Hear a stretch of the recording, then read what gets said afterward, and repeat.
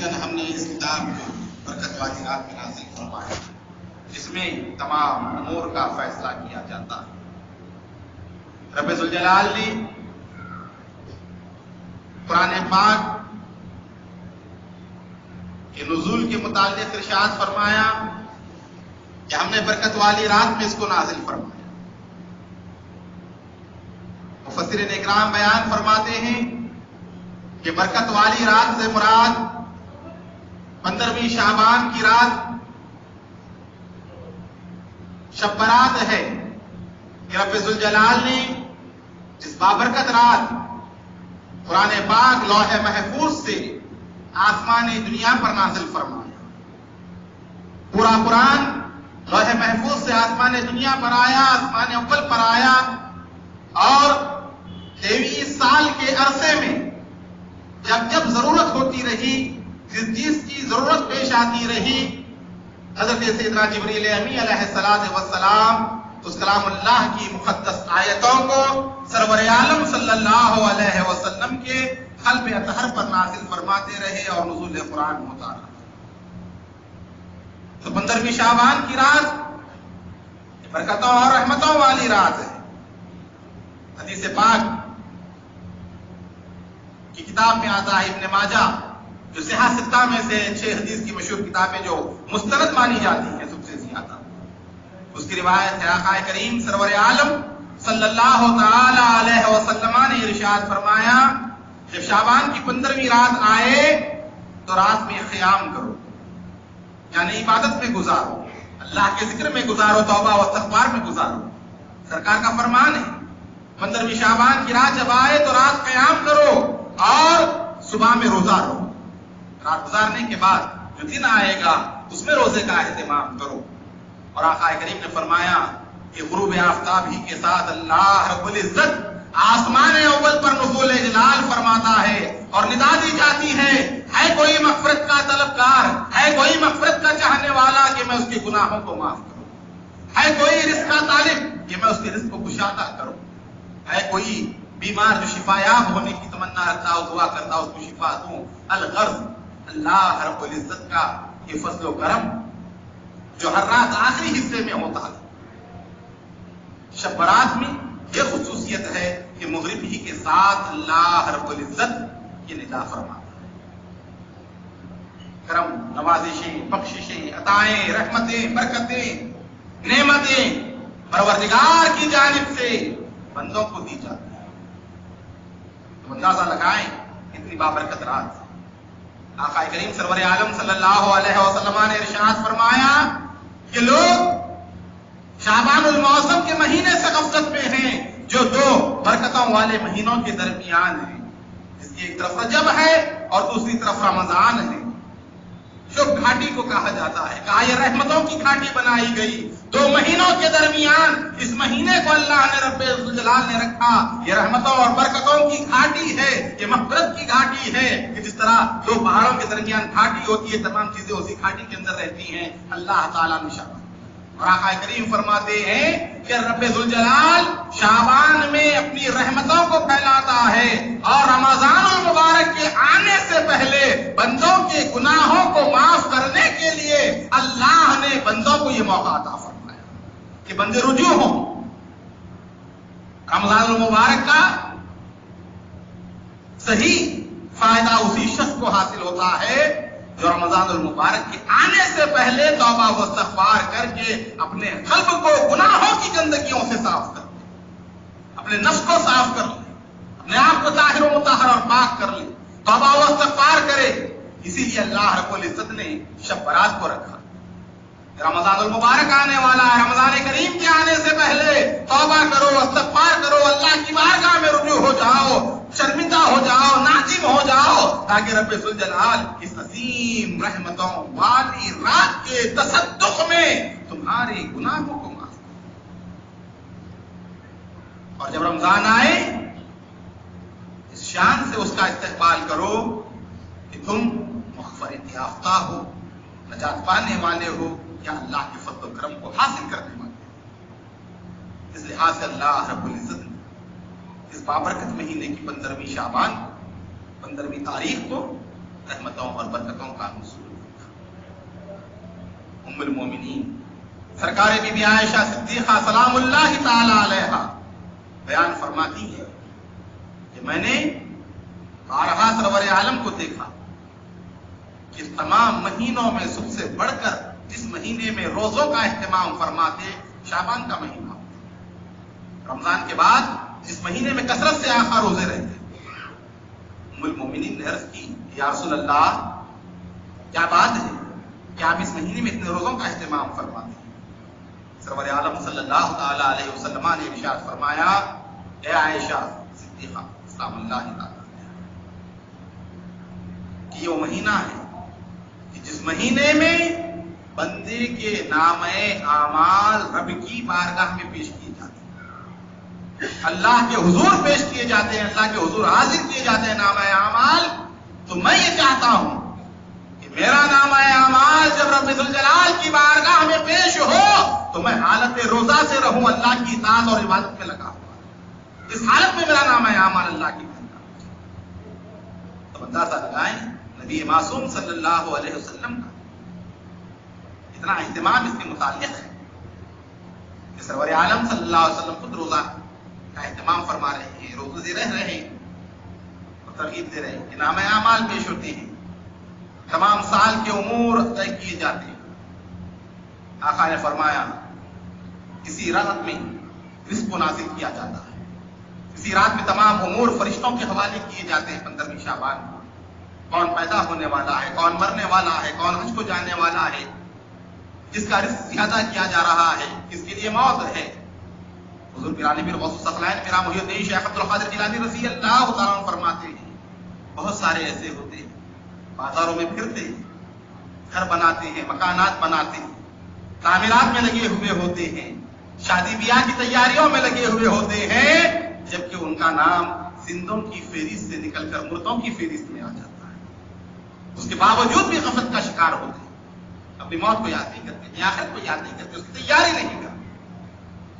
نکل گیا نام، زندوں سے نکال کر مردوں میں ڈال دیا گیا، یہ مرنے والا ہے اس سال۔ فرماتے ہیں پھر بھی انسان ایسے غافل ہوتا ہے کہ وہ دنیا کے امور میں پھنسا ہوا ہے، رب کی طرف رجوع نہیں۔ فرماتے ہیں بہت سارے ایسے ہوتے ہیں جن کے کفن تیار ہو کر بازار میں آ گئے ہیں اور وہ خرید و فروخت کھانے پینے میں لگا ہوا ہے، ان کی موت کا فیصلہ ہو چکا ہے، وہ مرنے والے ہیں، پھر بھی انسان غافل ہے۔ فرمایا لوگوں شعبان کے مہینے کی عظمت کو غنیمت سمجھو، اس کو موقع کو غنیمت سمجھو، نیک اعمال کرو اور مرنے کے بعد کی جو خبر ہے اس کی تیاری کرو۔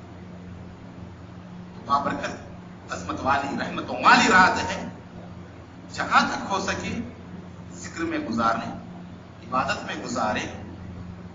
آج مسلمان معاشرے کا، مسلمان ماحول کا یہ حال ہے کہ جس طرح ہماری روزانہ کی راتیں گزرتی ہیں ویسے ہی ہم ان راتوں کو گزارتے ہیں۔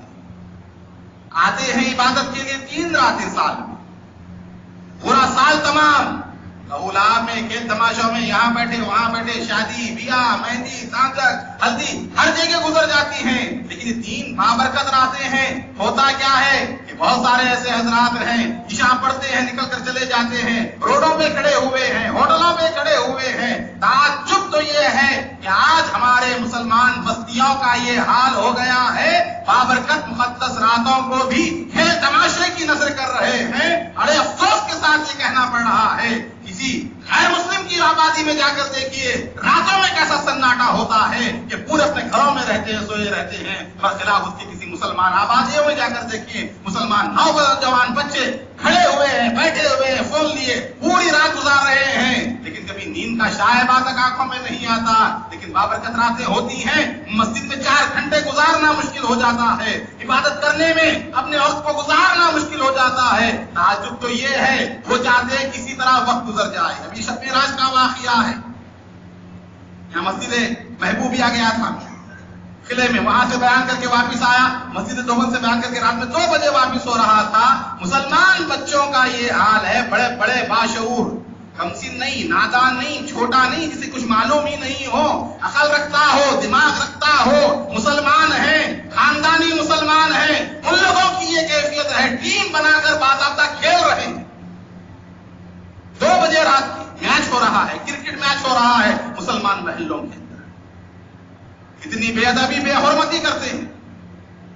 کوئی اگر خیر کچھ بولتے نا پوری دنیا میں ہنگامہ ہو جائے. سونو نگم کا ایک بیان آیا پورا سوشل میڈیا پر ہنگامہ کر کے رکھ دیا لوگوں نے. ہاں پلٹ کر دیکھیے فجر میں رہتے کتنے, حقیقتوں کو جانے, آتے کتنے ہیں. اذان ہوتی ہے ہمارے پاس تو 15 منٹ کی دعا ہوتی ہے مولوی صاحب کی اذان سے پہلے, آئیے وہ کیجیے یہ کیجیے اللہ اکبر کبیرہ, مسلسل چلتے رہے.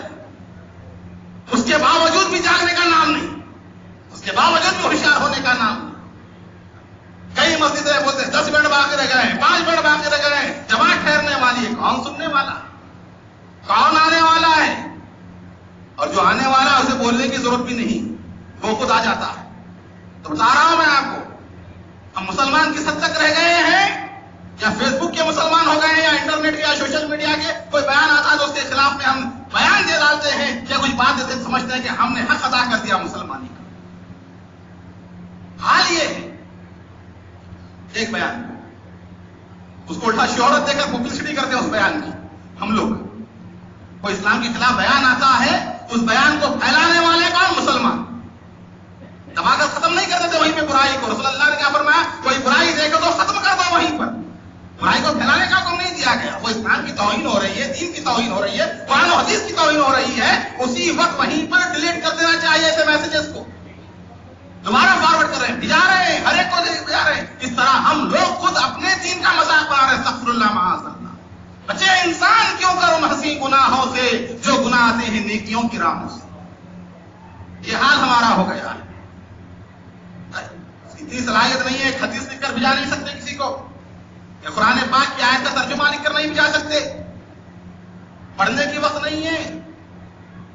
دیکھنے کئیوں کو دیکھتا ہوں آتے ہیں میسج بڑے بڑے قرآن پاک کی آیتیں حدیثیں وغیرہ فوراً ختم کر دیتے ہیں, بجائے اس کے کوئی ایسا متنازع بیان ہو, کوئی اختلافی بیان ہو, ہاں کسی عالم کے متعلق ہو, کسی مولانا کی توہین کے متعلق ہو, ان کے متعلق ہو, پورا تفصیل سے دیکھتے ہیں اس کو.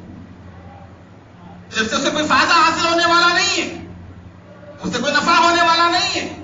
کسی فرقے کا عالم ہو, کسی جو ہے مسلک کا عالم ہو, کسی بھی جو ہے مکتب فکر کا عالم ہو, اگر اس کی توہین ہو رہی ہے, ایک عالم کی کوئی توہین کرتا ہے تو دوسرے فرقے والا دوسرے عالم کی توہین کرتا ہے. یہ توہین کا سلسلہ بڑھتا جاتا ہے.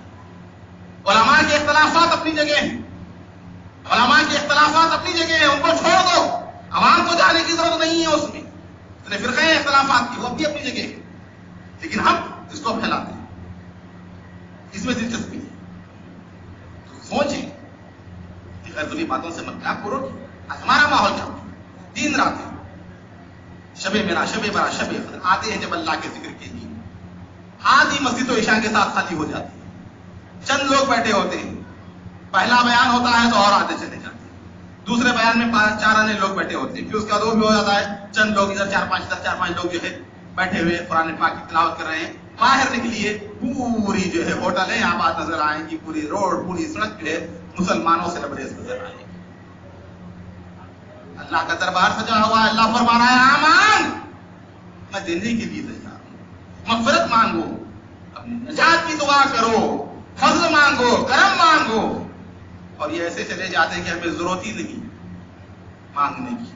کیوں مانگے, کیوں بیٹھے, پھر روتے ہیں. بولے مسلمانوں کا حال ایسا ہے, مسلمانوں کا حال ایسا ہے, مسلمانوں کی پستی ایسی ہے, کما رہے ہیں برکت نہیں ہو رہی ہے, ٹینشن بڑے ہوئے, گھروں میں مسائل لگے ہوئے ہیں, یہ ہے وہ ہے یہ ہے.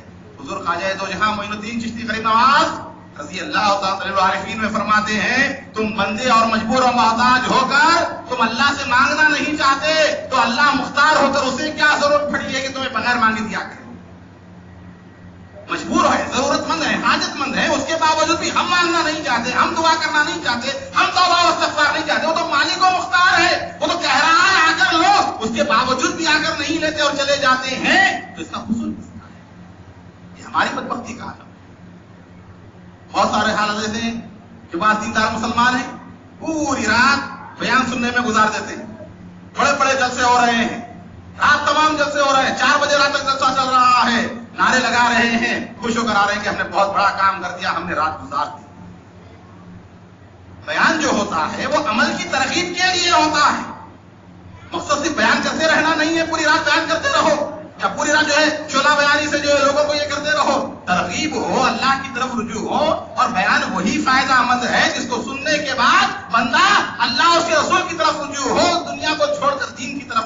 تو وہ بیان فائدہ مند ہے.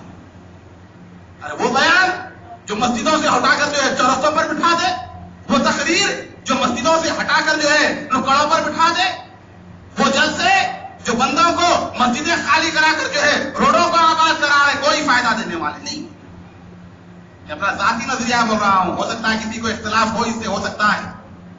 میں جو کہہ رہا ہوں کہ اس سے ہر بات ہر شخص متفق ہونا ضروری نہیں ہے، لیکن جو ہے آج ہمارا ماحول جو بن چکا ہے کہ ہم کم از کم ان 3 راتوں کو غنیمت جان کر عبادت میں گزاریں. کہنے کا مقصد یہ ہے گلی کوچوں میں کھڑے ہو کر شور شرابہ لہو لعاب، اس میں ہم خود اپنی مقدس راتوں کی بے حرمتی کر رہے ہیں.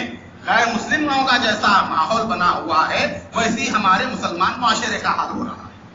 ان کی راتیں جو ہوتی ہیں گزارنے کی، گاتے بجاتے کھاتے پیتے، یہی حال جو ہمارا بھی ہو رہا ہے. عبادت کے لیے ہے، ذکر کے لیے ہے، نہیں کر سکتے، مسجد میں بیٹھنا نہیں ہو سکتا، محلے والوں کو مت ستاؤ، جا کر سو جاؤ گھر میں.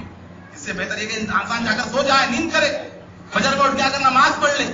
لیکن یہ جاگ کر لوگوں کو تکلیف دینا، لوگوں کو جو پریشان کرنا، کھیل کود کرنا، لڑائی جھگڑے کرنا، اس سے راتوں کو برباد مت کرو.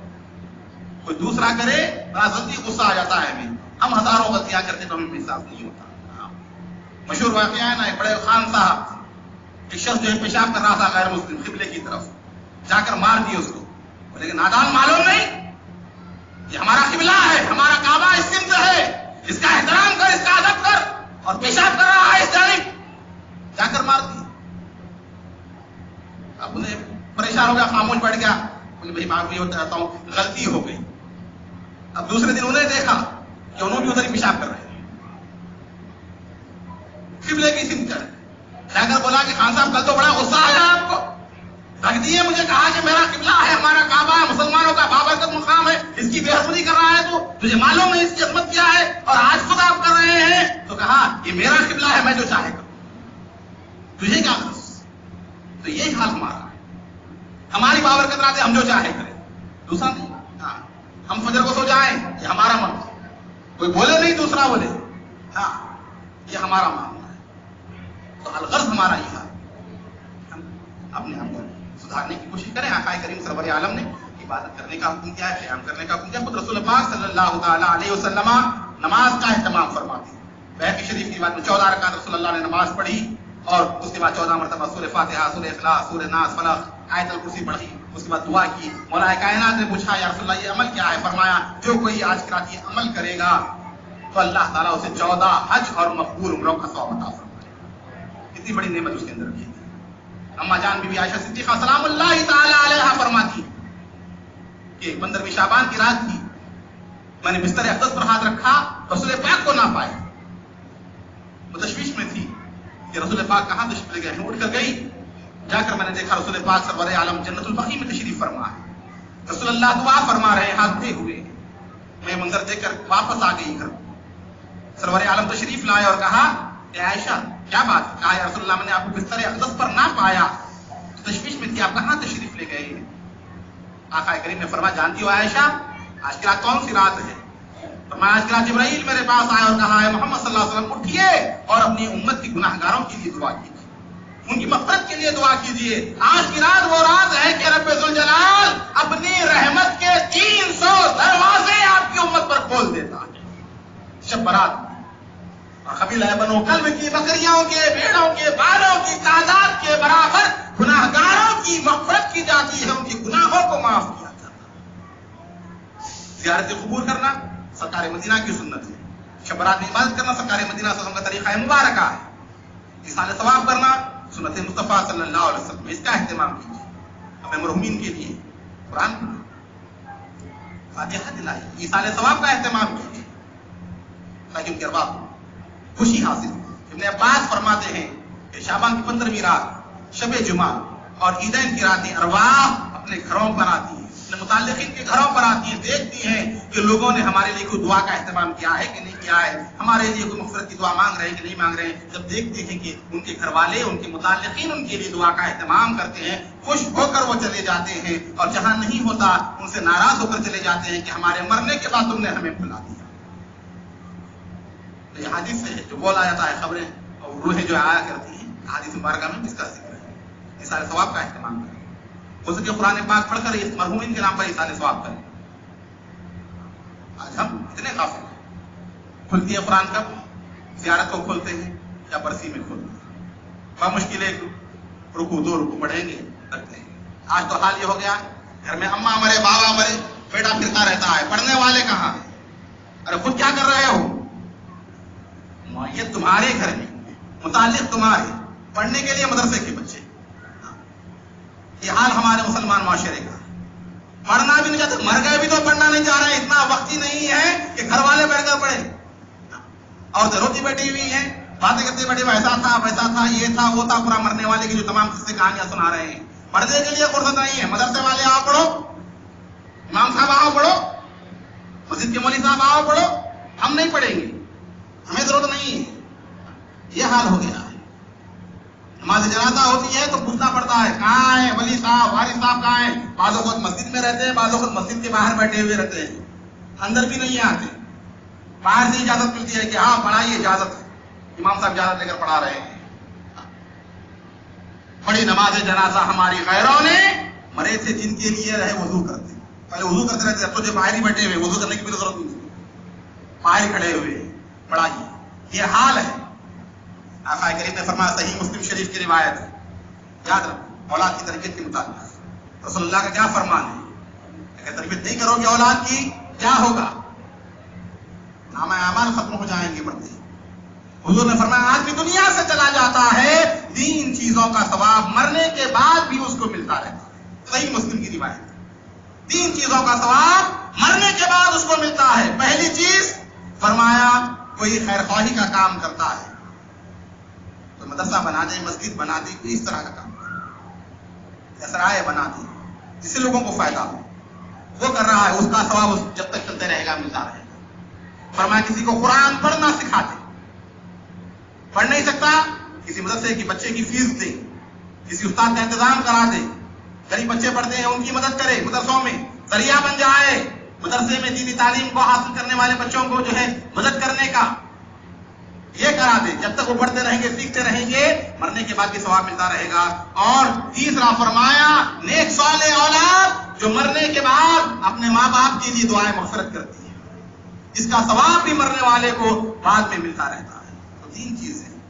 اور فرمایا اولاد کے لیے ماں باپ کا سب سے بہترین تحفہ کیا ہے؟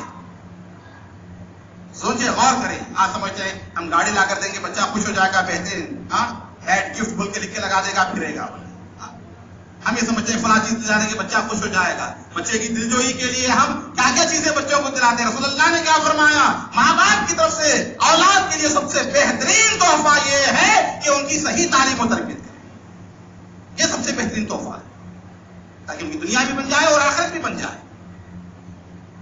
اس کو دھیان دیں. دینی مدارس سے وابستہ ہے. فرمائے تجلات کے مدرسہ چل رہا ہے، بھجائیے. خود امام صاحب نفس نفیس بیٹھ کر پڑھا رہے ہیں، خود امام صاحب کے بچے آ رہے ہیں.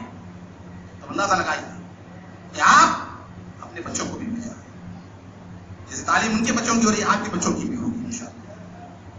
فرمائے تعلیمات اثر کے بعد مدرسہ چل رہا ہے، اس میں بھی جائیے. مغرب کے بعد خود جو ہے تعلیم بالغان چل رہا ہے. 10 سال کی عمر سے لے کے 60 سال کی عمر کے لوگ تک جو ہے پڑھ رہے ہیں. آئیے خود بھی بچوں کو لائیے، داخل کروائیے. دن بھر وہ انگلش میڈیم میں جاتے ہیں، پڑھتے ہیں، لیکن شام کے اوقات میں اثر کے بعد مغرب کے بعد کم از کم دینی مدرسوں میں ڈالیں تاکہ قرآن صحیح پڑھنا آ جائے، نماز کے ضروری مسائل سے واقفیت ہو جائے، 5 کلمے صحیح آ جائے، 10 سورے پڑھنے آ جائے، نماز تو پڑھنے آ جائے. کم سے کم عملی تربیت ہوتی ہے بعض اوقات الحمدللہ. پورے کلمے یاد دلائے جاتے ہیں ترجمے کے ساتھ، تمام چیزیں جو ہے ضروری بنیادی چیزیں. الحمدللہ کئی لڑکیاں حفظ کر رہی ہیں، کئی بچیاں جو ہے حافظ قرآن ہو رہی ہیں، عربی میں ڈپلوما کر رہی ہیں. الحمدللہ ایک نعمت ہے یہ مدرسہ. اہل محلہ کے لیے اس سے فائدہ اٹھائیں، اپنے اپنے بچوں کو ضرور ضرور جو ہے گرمائی تعلیمات میں اور جو ہے اثر کے بعد روزانہ جو تعلیم ہو رہی ہے اس میں بھجائیے تاکہ بچے دین کی بنیادی باتوں سے جو ہے مستفید ہوں، سیکھیں اور اس کے اوپر عمل کریں. آنے والی رات شب جمعہ جو رہے گی، شب برات ہے، اس میں بھی اہتمام کریں. جہاں تک